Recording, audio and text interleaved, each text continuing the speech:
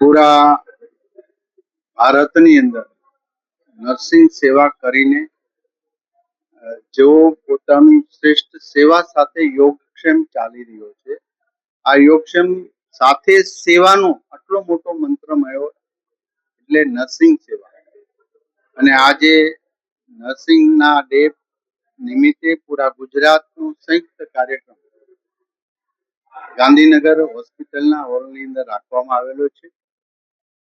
Corona જેવી મહા બીમારીની અંદર પણ આપણા નર્સિંગ સ્ટાફે જે સેવા આપી છે ને દુનિયાના યુદ્ધથી લઈને કોઈ પણ પ્રસંગે આવા ભૂકંપો હોય કે કુદરતી આપત્તિની અંદર આ નર્સ દ્વારા એમને ખૂબ સારી સેવા આપી અને આત્મીયતા સભર વ્યવહાર કરીને દર્દીને ઊભું કરી, જે સૌથી મહત્વનું કામ છે.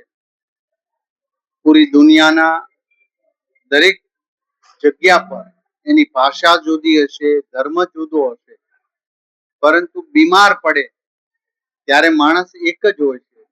જેની વેદના અમેરિકા વાળાને થાય, યુરોપ વાળાને થાય, ગલ્ફ દેશ વાળાને થાય, એવી જ આપણને. તો આ વેદનાને વાંચીને એની માનસિક અને શારીરિક ક્ષમતા જ્યારે ગુમાવી બેઠેલા પેશન્ટને ઊભું કરે, સૌથી માનવીયતાનું આ શ્રેષ્ઠ કામ છે, સેવાનું કામ. આ પ્રસંગે એમની સેવાને અમે બિરદાવીએ છીએ, એમની સેવાને નતમસ્તક વંદન કરીએ છીએ. અને 24 કલાક આપણે તો રાત્રે સૂતા હોય પણ હોસ્પિટલની અંદર એ નર્સ બેન કે ભાઈ દર્દીઓની હંમેશા માટે સેવા કરતા.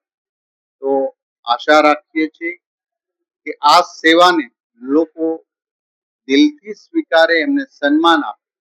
અને આ સન્માન માનવીયતાનું સન્માન છે.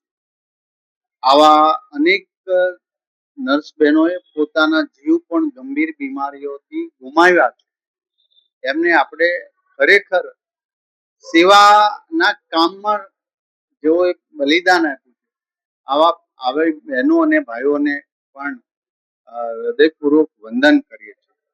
ખરા અર્થમાં સેવાનો સાચો મંત્ર એટલે બીમાર વ્યક્તિની સારવાર કરી અને માત્ર સારવાર, ટેબ્લેટ કે ઇન્જેક્શન આપવું કરતા એને માનસિક રીતે શાંતિ અર્પે એ નર્સ છે. આજે હું આ તમામ સેવાને બિરદાવું છું અને એમની સેવાને નતમસ્તકે વંદન કરું છું.